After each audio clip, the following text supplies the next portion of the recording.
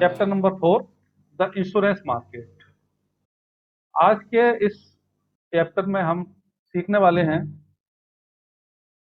B familiar with the Indian insurance market. Indian insurance market के बारे में बात करेंगे। Learn about the role of intermediaries.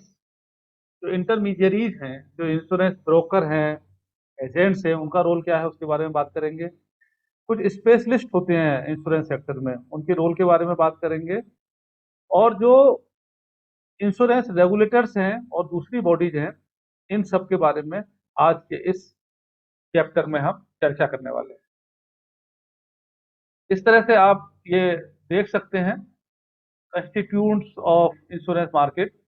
Insurance market है, फिर कंपनीज हैं, उसमें लाइफ इंश्योरेंस, नॉन लाइफ, फिर री इंश्योरेंस, फिर इंटरमीडियरी में इंडिविजुअल एजेंट्स हैं, कॉर्पोरेट एजेंट्स हैं, बैंक्स हैं, ब्रोकर्स हैं, फिर टीपीए हैं, सर्वेयर्स हैं, मेडिकल एग्जामिनर्स हैं, आईआरडीए आता है, फिर रेगुलेटरी बॉडीज में इंश्योरेंस काउंसिल्स हैं, ऑम्ब्यूड्समैन हैं, और एजुकेशनल इंस्टीट्यूशंस हैं। तो इस तरह से हम इसको बाइफरकेट करते हैं। Insurance operating in the Indian market. Prior to 1999, during the nationalization era, Life Insurance Corporation of India, General Insurance Corporation of India, and its four subsidiaries had the exclusive privilege of transacting insurance business in India. 1999 से पहले एक LIC थी और एक general insurance corporation थी, और इनकी चार सब्सिडीज थी जो कि इंडिया के अंदर इंश्योरेंस बिजनेस को कर रहे थे। 1999 के बाद फिर इंश्योरेंस जो एक्ट था 1938, उसको अमेंड किया गया और the insurance regulatory and development authority IRDA को सेट किया गया। अब ये जो आईआरडीए है इसको इसलिए बनाया गया, यही आगे चल के इंश्योरेंस के बिजनेस को रेगुलेट करेगा। आईआरडीए के अकॉर्डिंग इसमें जो विदेशी कंपनियां हैं उनका 26% शेयर रह सकता है, बाकी इंडियन कंपनीज का रहेगा। और बाद में इसको बढ़ा के 49% एफडीआई कर दिया गया है और 51% इंडियन शेयर कर दिया गया है।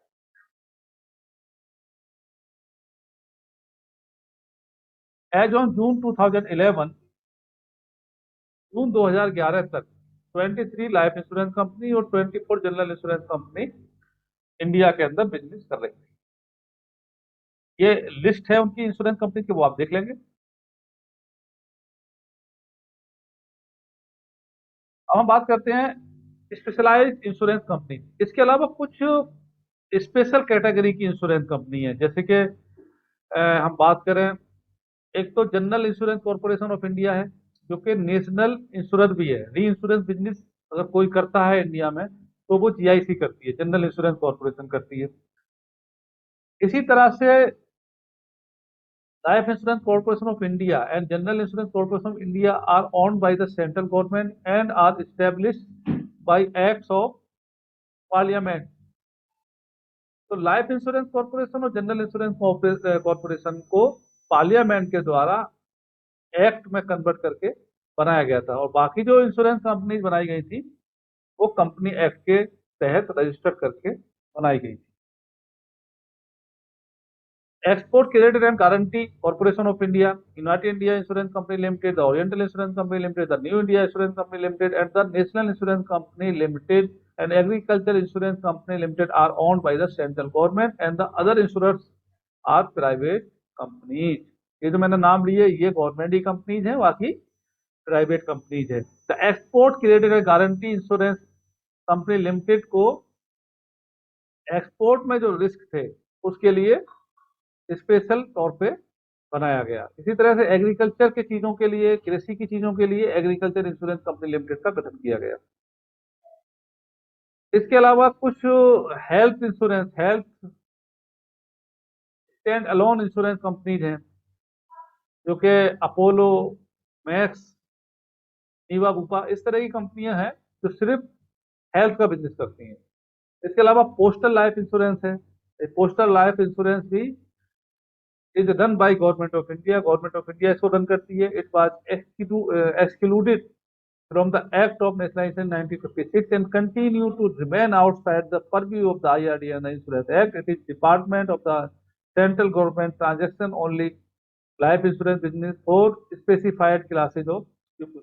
इसको IRDA के परव्यू से भी बाहर रखा गया था, इंश्योरेंस एक्ट के परव्यू से भी बाहर रखा गया था, और ये अपने तरीके का एक अलग ही इंश्योरेंस है जो कि लाइफ इंश्योरेंस में डील करता है। पोस्टल लाइफ इंश्योरेंस की बात करता हूँ। अब जो इंटरमीडियरी हैं उनका रोल क्या है? Agent. Insurance is largely sold through agents who are appointed by insurance companies. Agent को कौन अपॉइंट करता है? Insurance company. Licensing authority, agent have to obtain license from the IRDA for selling insurance. इनको IRDA license issue करता है insurance बेचने के लिए, राइट। तो जब तक ये एग्जाम पास नहीं करते आईआरडीए का, इनको लाइसेंस नहीं मिल सकता।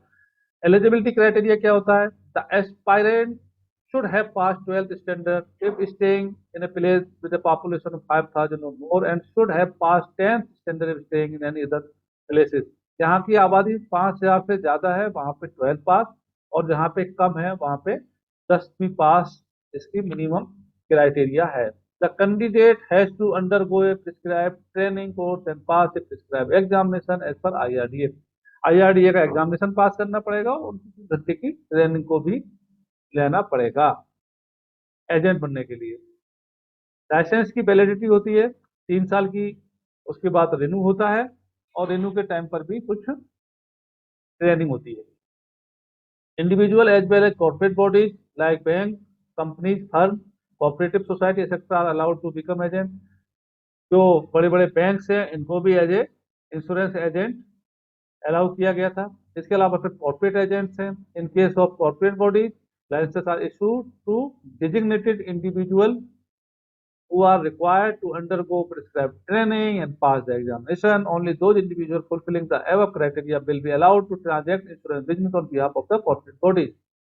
कॉर्पोरेट एजेंट का भी कॉन्सेप्ट आया। इसके अलावा इनको मेहनताना क्या मिलता है? तो मेहनताना परसेंटेज में मिलता है, वो आईआरडीए ने फिक्स किया हुआ है। एजेंट की ड्यूटी क्या है? The agent should sell insurance policy as per the needs of the prospective customers and look after their interest till the claims are settled. For some agent, insurance business is a full-time activity, while for others it is a part-time activity that they pursue in addition to other activities. Insurance agent की duty है कि जो customer है उसके interest को protect करेगा, उसके interest को देखेगा, क्लेम सेटलमेंट कराने में उसकी मदद करेगा। कुछ एजेंट फुल टाइम है और कुछ एजेंट पार्ट टाइम है। ये एजेंट की ड्यूटी हो गई। ब्रोकर्स क्या है? Insurance broker is an individual, a company, a society और a firm only engage in sourcing insurance business for various insurance companies. Various insurance companies के लिए बिजनेस का जो सोर्स है वो ब्रोकर है। ब्रोकर बिजनेस लेके आता है इंश्योरेंस कंपनी। ब्रोकर होता क्या है? इंडिपेंडेंस इसकी होती है। The broker is not appointed by any insurance company, they are independent professionals and have to obtain a license from the IRDA after going through a prescribed training course and passing a prescribed examination. IRDA इनको भी licence issue करता है। ये independent होती है, ये insurance agent नहीं होती है, इंडिपेंडेंट काम कर सकते हैं। Mode of business, the license में authorise the broker to place direct business with any insurance और अरेंज री इंश्योरेंस और बोथ। एक जो ब्रोकर है वो कहीं पर भी किसी भी इंश्योरेंस कंपनी के लिए काम कर सकता है और री इंश्योरेंस कंपनी के लिए भी काम कर सकता है। कैपिटल रिक्वायरमेंट क्या होती है? A broker needs to invest a minimum prescribe capital varying from ₹50 lakh for direct broker placing business based primary insurance to ₹250 lakh for reinsurance और एक कंपोजिट ब्रोकर।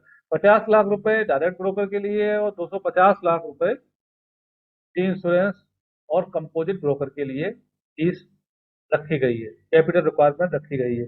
एक composite broker can do business with primary insurer as well as reinsurance. Composite broker जो है ना, primary insurance के साथ भी कर सकता है और इंश्योरेंस के साथ भी बिजनेस कर सकता है।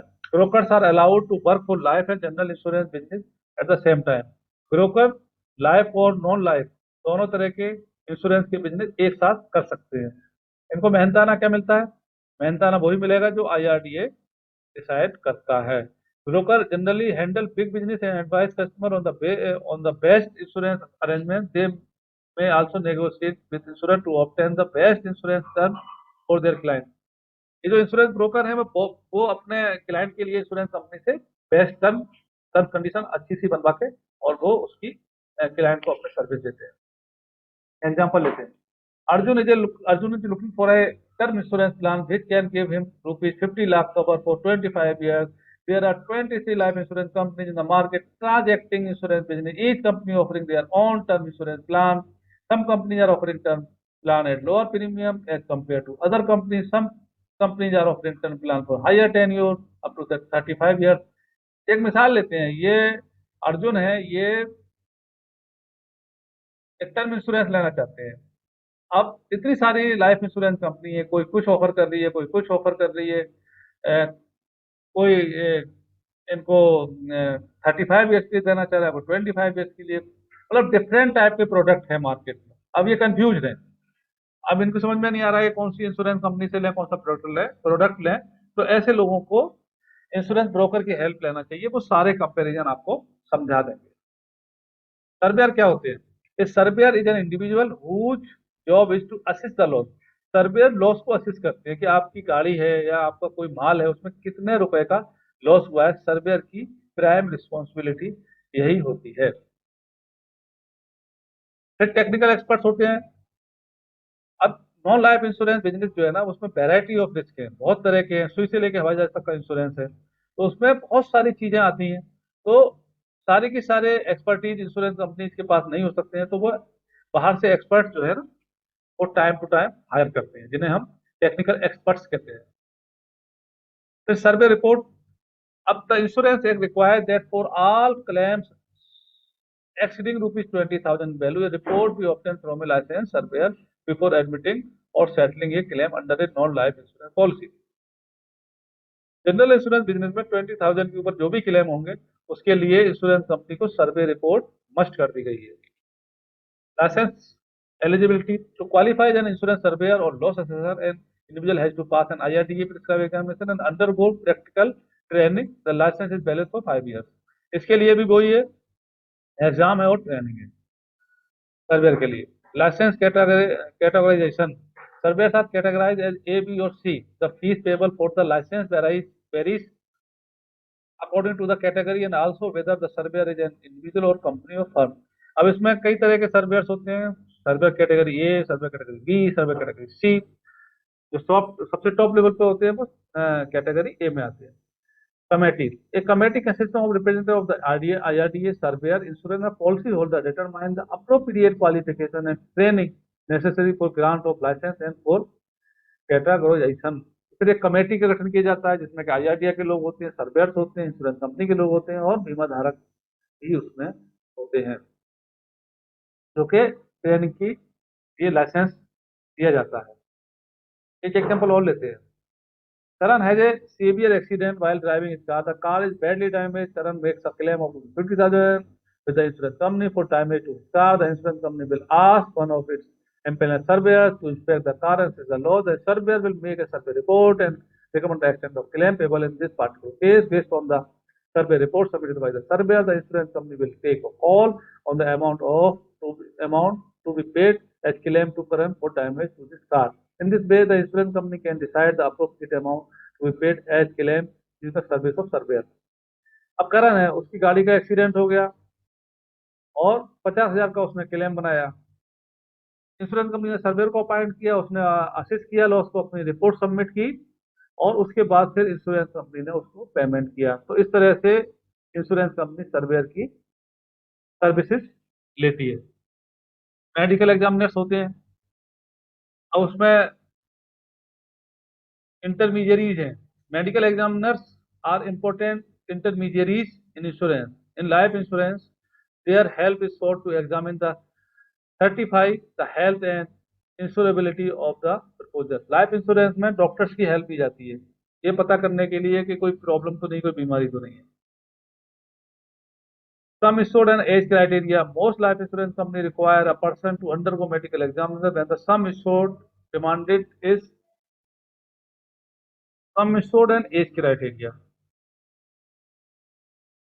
तो जो मेडिकल एग्जामिनर्स होते हैं वो देखते हैं कि एज के हिसाब से जो बॉडी के अंदर कोई प्रॉब्लम इस तरह की तो नहीं है, कोई ऐसा रिस्क तो नहीं है, तो वो इंश्योरेंस कंपनी को एडवाइस करते हैं। तो इनका एक अहम रोल होता है, खास तौर से लाइफ इंश्योरेंस सेगमेंट में। Underwriting referee, doctor who have specialized in the relationship between various physical condition and mortality may be involved in underwriting as medical referees. अब फिजिकल कंडीशन और मृत्यु दर, इन सबको डिटर्मिनेशन करने के लिए अंडर राइटर इन लोगों की हेल्प लेता है। इनको हम मेडिकल रेफरी कहते हैं। Doubtful cases, cases of doubt are refer to medical examiners for an opinion.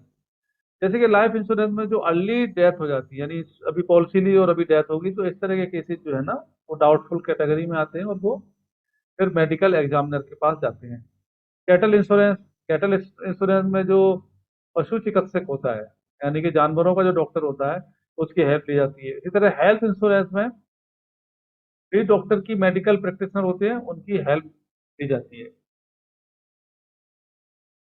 फिर टीपीए आते हैं।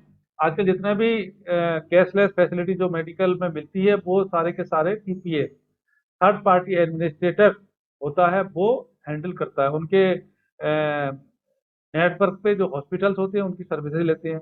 वो क्लेम पे खुद ही करते हैं, बाद में इंश्योरेंस कंपनी से रिम्बर्स होते हैं। उनके जो टीपी हैं उनको भी लाइसेंस जो है ना आईआरडीए देता है। और उनके पास जो शेयर कैपिटल है वो एटलीस्ट 1 करोड़ रुपए होना चाहिए, ये उसकी एलिजिबिलिटी है। At least one of the director must be a qualified medical practitioner. कम से कम एक डायरेक्टर जो है ना वो मेडिकल प्रैक्टिशनर होना चाहिए, यानी कि डॉक्टर होना चाहिए। One of its officer has to undergo prescribe training and pass a prescribe examination. कम से कम एक ऑफिसर को इन सब चीजों का नॉलेज होना चाहिए, ट्रेनिंग होना चाहिए, और आईआरडी का एग्जाम भी उसने पास किया होना चाहिए। टीपीए को जो मेहनताना मिलता है वो इंश्योरेंस कंपनी देती है। अब बात करते हैं रेगुलेटर की। Insurance regulatory and development authority, IRDA जैसे कहते हैं हम, ये गवर्न करती है जितने भी इंश्योरेंस बिजनेस इंडिया में होता है, उन सब का रेगुलेटर यही है। एस्टेब्लिशमेंट कब हुआ इसका? 99 में पार्लियामेंट ने एक्ट पास किया था। The insurance regulatory and development authority IRDA was constituted by an act of parliament in 1999।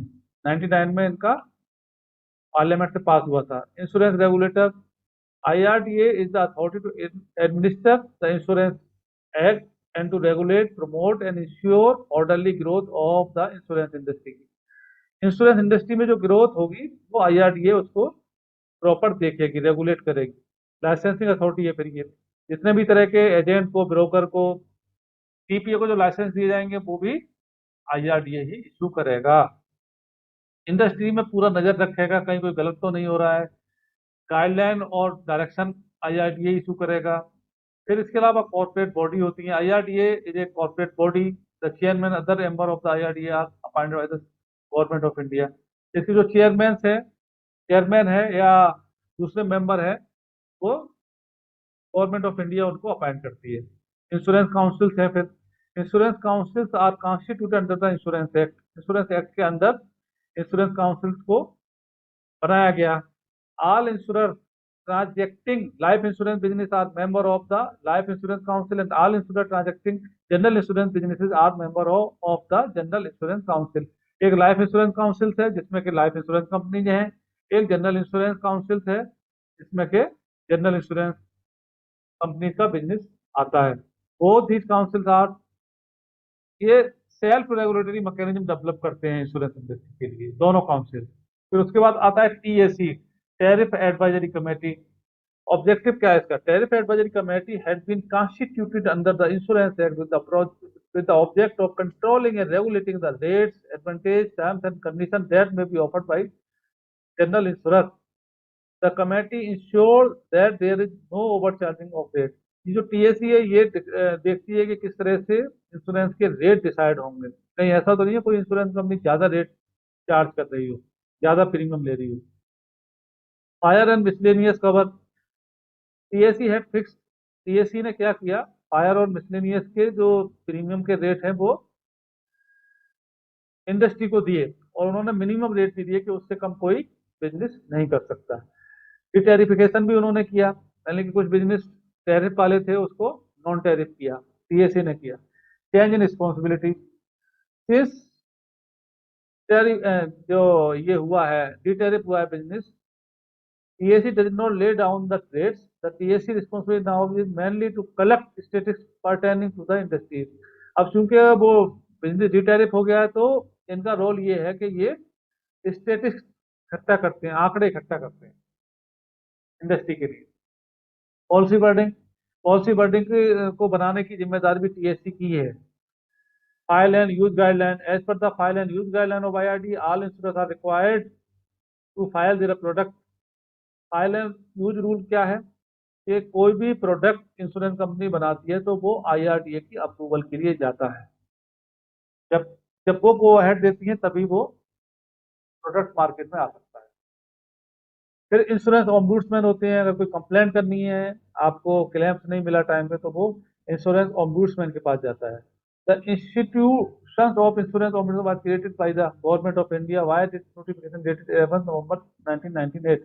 1998 को गवर्नमेंट ऑफ इंडिया ने नोटिफिकेशन के जरिए ऑम्बुड्समैन का गठन किया था। ऑब्जेक्टिव क्या था कि जो क्लेम्स के इशूज हैं, जो कंप्लेंट्स हैं कस्टमर की, वो इसको सुनेगा। अपॉइंटमेंट कैसे होगा, गवर्नमेंट बॉडी है, insurance council issues order for appointment of the insurance ombudsman. The recommendation for appointment are made by a committee comprising the IRDA chairman, LIC chairman, GIC chairman and a representative of the central government. इसमें कौन कौन लोग होंगे जो इसको appoint करेंगे, committee बनाई जाएगी, आईआरडी के चेयरमैन साहब होंगे, एलआईसी के चेयरमैन साहब होंगे, जीआईसी के चेयरमैन साहब होंगे, और सेंट्रल गवर्नमेंट का कोई नुमाइंदा होगा। वो एक कमेटी बनाएंगे और वो फिर इसको अपॉइंट करेंगे। इसका टेन्योर होगा 3 साल का, और 65 ईयर्स अगर उनकी एज हो गई तो वहां उनकी जिम्मेदारी खत्म हो जाएगी। इनका जुडिक्शन होगा, the governing body has appointed 12 ombudsmen across the country and allotted them different geographical area। 12 बना दिए हैं इन्होंने, उनको एरिया दे दिया गया, भोपाल, भुवनेश्वर, ये आप पीडीएफ फाइल में देख लें। Nature of complaint, nature of complaint made to the ombudsman may relate to the following situation as covered in below diagram। Any partial और टोटल, कोई क्लेम आपका रेपुटिएट हो गया, कम दिया, कोई डिस्प्यूट हो गया प्रीमियम जो पे किया था उसमें, कोई पॉलिसी वर्डिंग में कोई लीगल प्रॉब्लम है, सेटलमेंट नहीं हो रहा है टाइम पे, इंश्योरेंस डॉक्यूमेंट आपको नहीं मिला, इन सारे चीजों में ऑम्बुड्समैन के यहाँ कंप्लेंट की जा सकती है। Over rights of ombudsman, ombudsman acts as council and mediator in matter within its terms of reference. It is not a judicial authority. It has no right to summon witnesses. It has to make a decision on the basis of documents submitted to it. The complainant and the insurer are allowed to make personal submission, but lawyers are not permitted to argue the case। इसमें वकीलों को मौका नहीं मिलता है, आप direct ombudsman के पास जाके अपनी बात रख सकते हैं। ये कोई गवाह या उस तरह का कोर्ट नहीं है, बल्कि जो डॉक्यूमेंट आप सबमिट करते हैं उसी के बेस पर ये अपने जजमेंट देते हैं। Complaint to the ombudsman are made only in the following condition: the complaint should have made a representation to the insurer named in the complaint, and the insurer either should have rejected the complaint or the complaint should not have received any reply within a period of 1 month after the concerned insurer has received his complaint, or he is not satisfied with the reply of the insurer। अगर उसकी complaint उसने insurance company की 30 दिन तक सुनवाई नहीं हुई तो ये ऑम्बुड्समैन के पास जा सकता है, या इंश्योरेंस कंपनी ने इसका क्लेम रिजेक्ट कर दिया तब भी ये जा सकता है। The complaint has to be made with in 1 year after the insurer has rejected the representation और अप्लाइड अनसेटिस्फैक्टरी। अगर कोई क्लेम रिजेक्ट हो गया तो इसके 1 साल के अंदर ये यहाँ पे कंप्लेंट की जा सकती है। The same complaint of the subject should not be pending before any court, judgment forum और आर्बिट्रेटर। अब ऐसा नहीं हो सकता कि आप कोर्ट में भी चले जाओ और फिर ऑम्बुड्समैन के पास भी चले जाओ। अगर कोर्ट में चले गए तो ऑम्बुड्समैन के पास नहीं जा सकते। अंदर अपना ऑफर देगा, आप ऑफर को कंप्लेनेंट जो है ऑफर को एक्सेप्ट भी कर सकता है और रिजेक्ट भी कर सकता है। If the complainant accept the recommendation, the insurance company has to comply with the order with 15 days and inform the ombudsman accordingly. अगर कंप्लेनेंट शिकायत करता है, वो एक्सेप्ट कर लेता है, तो 15 दिन के अंदर इंश्योरेंस कंपनी को पेमेंट करना होगा। If the complainant does not accept the recommendation, the ombudsman shall pass an award in writing. Awards will state the amount awarded, which shall not be in excess of what is necessary to cover the loss suffered by the complainant as a direct consequence of the insured peril, or for an amount not exceeding 20 lakh, whichever is lower। 20 lakh तक का ये case ले सकता है। इसको एक महीने के अंदर अवार्ड पास करना है। The complaint has to intimate his acceptance of the award with in 1 month. उसके एक महीने के अंदर जो शिकायत करता है उसको एक्सेप्ट करना है कि भाई जो अवार्ड आपने किया वो हमें मंजूर है अभी ये। और इंश्योरेंस कंपनी को 15 दिन के अंदर जो ऑम्बुड्समैन का ऑर्डर है उसे मानना जरूरी है। The complaint does not intimate acceptance, the award can not be implemented. अगर वो एक्सेप्ट नहीं करता है अवार्ड को तो इम्प्लीमेंट नहीं होगा। Jurisdiction of consumer forum. The ombudsman does not in any manner restrict or mitigate the jurisdiction of the consumer forum set up under the Consumer Protection Act. Consumer forum के अपने jurisdiction है, ombudsman का उसमें कोई रुकावट नहीं है। IRD grievance रिड्यूसल mechanism है पूरा। इस तरह से आप आईआरडीए के यहाँ पे कंप्लेन कर सकते हो किसी क्लेम्स के बारे में, कोई पॉलिसी में कोई प्रॉब्लम है, वो सारा का सारा यहाँ पे कवर होता है। इसके अलावा फिर इंश्योरेंस में एजुकेशनल इंस्टीट्यूशन है, जैसे इंश्योरेंस इंस्टीट्यूट ऑफ इंडिया है। ये बहुत अच्छा इंस्टीट्यूट है जो कि हिंदुस्तान में बच्चों को जो है इंश्योरेंस की एजुकेशन के लिए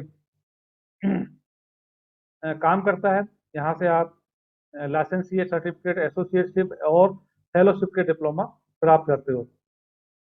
50 साल से इसने काम 50 साल हो गए इसको काम करते हुए, इसका काफ़ी रेपुटेशन है।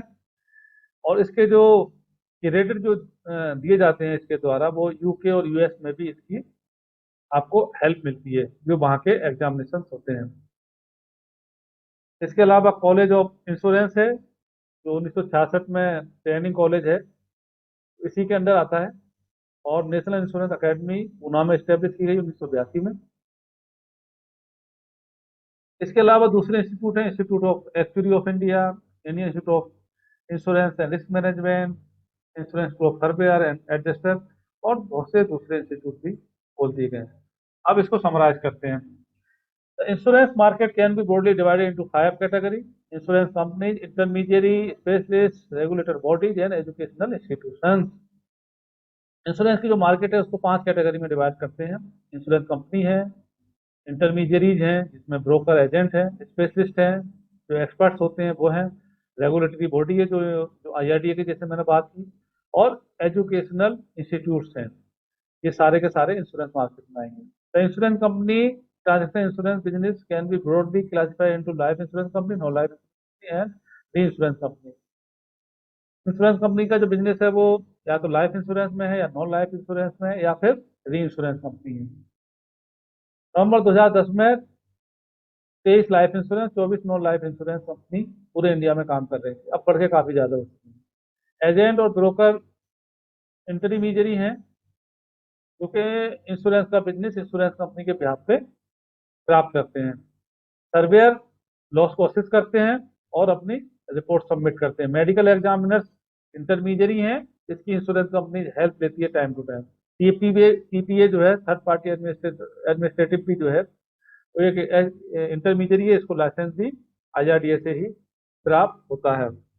फिर उसका द इंश्योरेंस ओम्बुड्समैन है जो कि आपकी शिकायतें सुनता है। फिर आईआरडीए का ग्रीवेंस सेल है जो आपकी शिकायतें सुनता है। इसके अलावा बहुत सारे इंस्टीट्यूट हैं, इंस्टीट्यूट ऑफ इंडिया खासतौर से जो इंश्योरेंस में डिप्लोमाज होते हैं या स्पेशलिस्ट डिप्लोमाज होते हैं, वो ये इंश्योरेंस इंस्टीट्यूट ऑफ इंडिया ही कराता है जो कि बहुत प्रीमियर इंस्टीट्यूट माना जाता है। तो ये था आज का चैप्टर। आप लोगों ने इसको ध्यान से देखा, इसके लिए बहुत बहुत थैंक यू सो मच।